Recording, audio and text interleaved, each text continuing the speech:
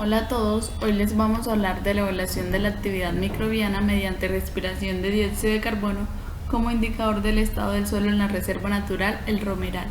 Este trabajo es presentado por Sol Zuluaga, Miguel Cardona y María Vergara. A modo de introducción, los suelos son el mayor reservorio de carbono en los ecosistemas terrestres, vía principal por la cual el CO2 fijado por las plantas es retornado a la atmósfera. El CO2 es producido principalmente por las raíces vivas y los organismos heterótrofos que componen la microbiota del suelo. A este proceso se le conoce como respiración del suelo. La respiración del suelo sirve para medir y evaluar la actividad microbiana, el reciclaje de nutrientes, los flujos de carbono y energía, y la dinámica de las raíces y otros procesos que suceden a nivel del suelo. ¿Cómo la respiración del suelo se relaciona con la función del suelo? La respiración del suelo es una medida de la abundancia y la actividad de la vida microbiana. Es un indicador del estado biológico del suelo. Al ser un indicador del estado biológico del suelo nos va a dar una idea de cómo está la salud del suelo. ¿Pero qué es la salud del suelo? La salud del suelo, según la FAO, se define como la capacidad del suelo de funcionar como un sistema vivo. Entonces, los suelos sanos mantienen una diversa comunidad de organismos del suelo que ayudan a controlar las enfermedades, los patógenos, los insectos, forman asociaciones simbióticas beneficiosas con raíces y las plantas ayudan al reciclaje de nutrientes. Entonces, una comunidad microbiana más grande y activa maximizará el funcionamiento del suelo, hará que los nutrientes estén mucho más disponibles para las plantas. La actividad microbiana es una de las propiedades biológicas que se suelen medir para indicador de salud del suelo. Hay muchas formas de medirla, entre ellas tenemos tres formas principales. La primera es la incorporación de compuestos con radiomarcadores, que miden la velocidad con la que los otros compuestos son incorporados en las macromoléculas de las células bacterianas. La otra forma son los microfiche, que son microautoradiografía e hibridación in situ con sondas fluorescentes para establecer la actividad de cada una de las células. Finalmente tenemos las medidas indirectas del consumo o producción de sustancias durante el metabolismo microbiano, que es este caso, que mediremos el dióxido de carbono. La pregunta que nos hicimos es la siguiente: ¿cómo varía la actividad microbiana medida como respiración de dióxido de carbono del suelo en tres tipos de cobertura vegetal, el pastizal, el bosque de pino y el bosque nativo? ¿Y cómo es indicadora de la salud del suelo? Para eso nos planteamos dos hipótesis. La primera hace referencia a que la actividad microbiana varía según el tipo de cobertura vegetal al estar relacionada directamente con la respiración del suelo. Entonces, una mayor producción de dióxido de carbono será un indicador de la calidad del mismo. Básicamente lo que estamos esperando son diferencias entre las tres coberturas. La segunda hipótesis que nos planteamos dice que la actividad microbiana está influenciada por la cobertura vegetal, dado las diferencias en la producción de la materia orgánica y el contenido de carbono lábil de la misma. Entonces aquí estamos relacionando otras propiedades del suelo, que son el contenido de materia orgánica y el contenido de carbono lábil. Bueno, entonces como decía la compañera María Alejandra, básicamente lo que se hizo fue un muestreo en el municipio de La Estrella, en el departamento de Antioquia. En la Reserva Ecológica y Forestal, el Romeral, que se hizo fue tomar muestras de tres coberturas vegetales, las cuales son bosque nativo, bosque de pino y pastizal. Posteriormente, con la ayuda de un cilindro del cual ya se tenía un diámetro establecido y una altura, se tomó una muestra de suelo de cada uno de estos lugares. Luego se tomaban 2 kilogramos de material que estuviera alrededor del cilindro. Posteriormente, esas muestras se llevaron al laboratorio y se pesaron 20 gramos de suelo en un recipiente de aluminio, el cual ya estaba perforado aproximadamente 9 veces en el fondo. Luego de que se pesa el suelo, el cual previamente había sido secado durante 2 días al aire libre, se toma el bote de pesaje con el suelo, se ponen 2 papeles filtro como se observa en la figura 2 y luego se lleva a el recipiente en el cual se va a colocar una trampa de CO2, la cual está constituida por una pequeña copa plástica, la cual se llenó con 9 9 mililitros de KOH a 0.5 molar, que iba a ser una solución patrón de la cual ya se conoce una conductividad específica. Después de eso se iba a humedecer los filtros con agua destilada estéril a 7 mililitros aproximadamente alrededor de esta. Se cierran los frascos herméticamente durante 4 días para posteriormente medir la conductividad eléctrica de la solución trampa, la cual, debido a el CO2 que se produjo por la respiración de los microorganismos en el suelo, iba a reaccionar el KOH con este CO2 y se iba a convertir en carbonato de potasio. Luego se podía calcular cuál era el CO2 respirado por los microorganismos durante estos 4 días. Resulta que como la conductividad eléctrica de la trampa disminuye linealmente con el aumento de la absorción de dióxido de carbono, a medida que disminuye la concentración de iones hidroxilo en la trampa, aumenta entonces la concentración de iones carbonato en esta. Es por ello que el dióxido de carbono respirado se calcula en comparación con las conductividades de la solución trampa original, es decir, la conductividad eléctrica a la base, que es hidróxido de potasio a 0.5 molar, y una solución que representa la trampa si está saturada con dióxido de carbono.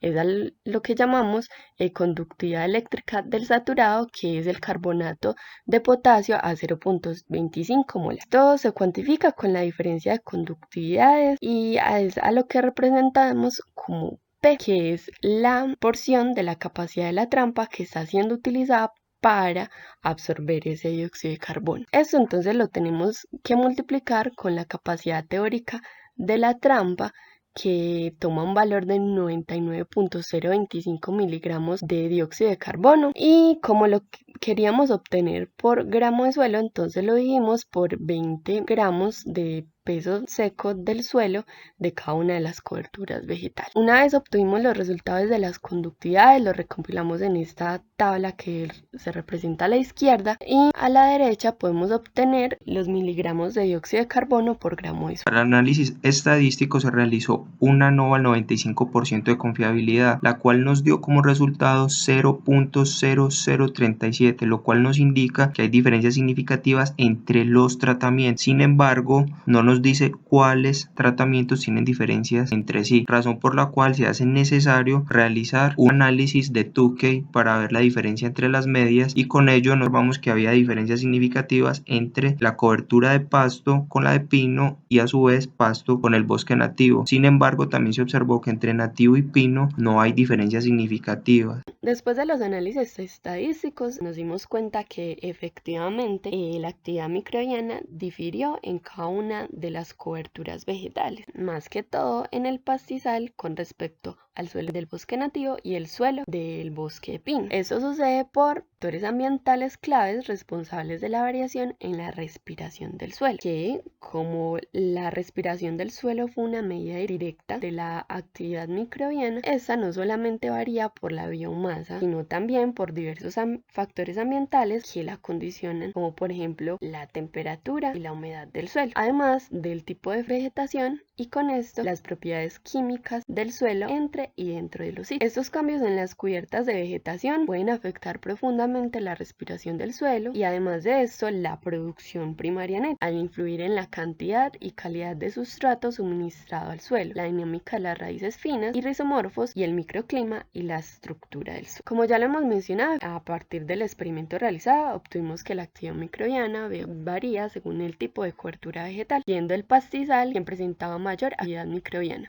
Esto lo podemos explicar por algunas diferencias en las coberturas vegetales, como es el aporte de materia orgánica al suelo, donde los pastos generalmente poseen altos contenidos de materia orgánica que por un lado son fácilmente oxidables y pueden servir como sustrato y fuente de energía fácilmente utilizable por la comunidad microbiana del suelo, y esto lleva a su vez a un aumento en las poblaciones microbianas del suelo, que son participantes en el ciclaje de nutrientes y la descomposición de la materia orgánica. Por un lado también está que esta alta cantidad de microorganismos y además de raíces presentadas en el pasto hace que se genere un efecto efecto rizosfera, favoreciendo tanto a los microorganismos circunstantes como a las plantas. Además de eso, también encontramos que el pH del pasto favorecía al crecimiento de los microorganismos, mientras que en las demás coberturas el pH era muy ácido. Adicionalmente, queremos recalcar que el pasto es una especie de ciclo de vida corto, por lo que sea una alta tasa de recambio de material, que por un lado es fácil de descomponer dada la alta cantidad de carbono lábil, mientras que por ejemplo la hojarasca del pino, además de que contiene altos contenidos de lignina, algunos trozos de madera son difíciles de descomponer, afectando la estructura de la biomasa microbiana y la respiración basal más baja. También queremos mencionar que respecto a los resultados del bosque nativo, tenemos que no solamente el pH ácido fue un efecto adverso, sino también se ha demostrado que la gran diversidad de plantas aumenta la productividad de ellas y su respiración. Sin embargo, también se ha demostrado que las comunidades de plantas más diversas muestran un mayor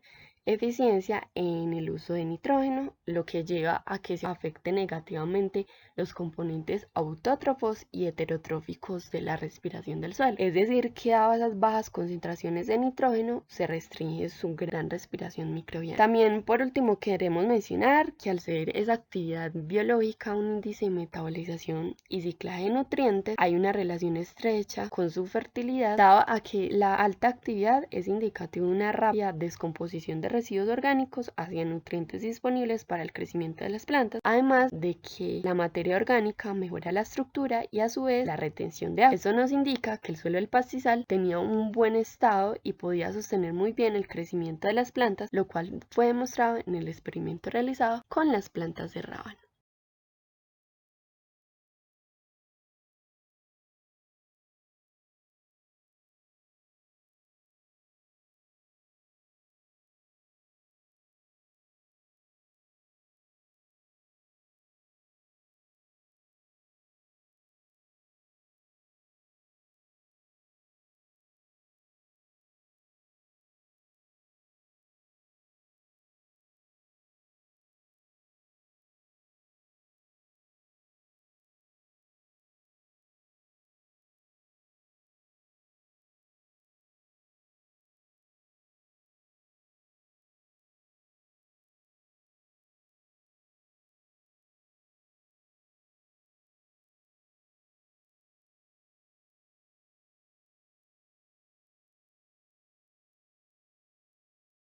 Finalmente, es importante tener en cuenta que la actividad microbiana y la respiración del dióxido de carbono, a pesar de ser un indicador muy importante de las propiedades biológicas del suelo, se debe tener en cuenta que por sí solo no es muy explicativo. Entonces es importante medir todas estas variables, que ya son organismos heterótrofos, bacterias, carbono lábil, pH, todas esas propiedades físicas, químicas y juntos nos darán una mejor idea de cómo es la salud del suelo en cada una de las coberturas.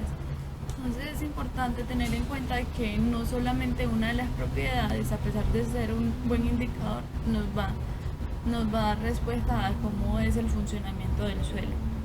Muchas gracias a todos.